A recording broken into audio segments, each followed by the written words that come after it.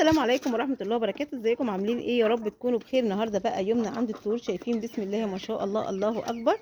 زي ما انتم ما شايفين يا حبايبي اهو، زي ما انتم ما شايفين بسم الله ما شاء الله اهو يا حبايبي، زي ما انتم ما شايفين.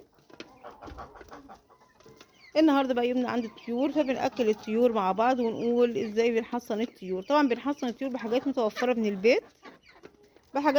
من البيت، زي اللي هو اي حاجه متوفره. البصل ده مهم جدا للطيور، بيحافظ على الطيور، كمان بيمنع الانفلونزا بتاعه الطيور. زي ما شايفين بسم الله ما شاء الله اهو، زي ما انتم شايفين كده اهو. اوعى القلم يتكل في عينيك، هتخش من جوه طيب عبال ما يجيك اهو. شايفين يا حبيبي بسم الله ما شاء الله، الله اكبر.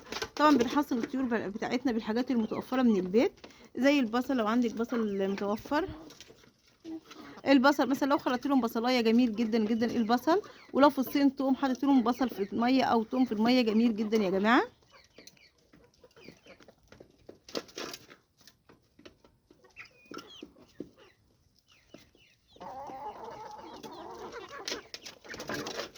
شايفين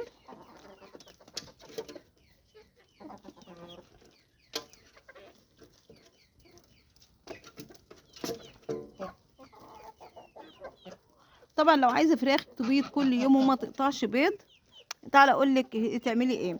طبعا لو عايزه فراخ بتبيض كل يوم، طبعا امنعي عنهم الذره البيضاء والذره الصفراء، عشان الذره البيضاء والذره الصفراء ديت بتعمل ايه؟ الذره البيضاء ديت والذره الصفراء بتعمل دهون على الكيس بتاع البيض بتاع الفراخ، وما تخليهمش يبيضوا كويس.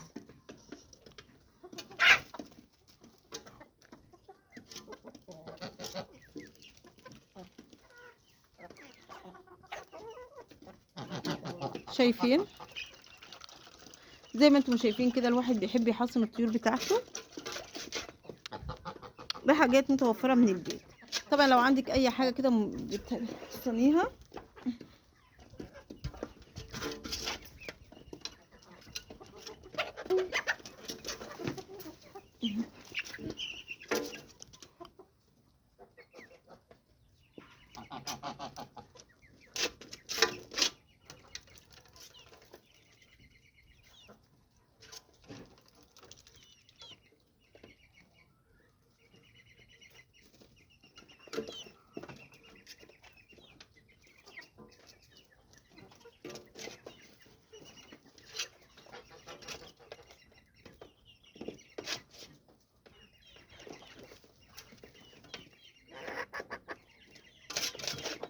شايفين يا حبايبي. النهارده بقى بعش الفراخ بتاعتنا وبنتكلم في كل حاجه تخص الطيور.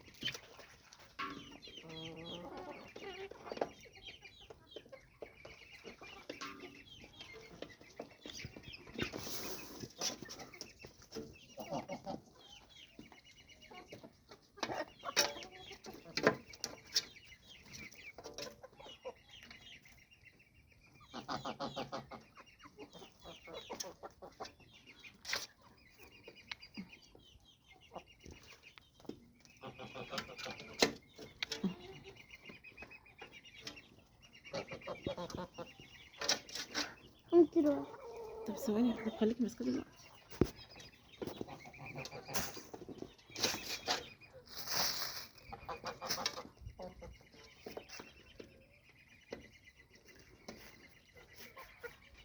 يلا مع السلامه يا حبايبي، واستنظروا في الفيديو ان شاء الله.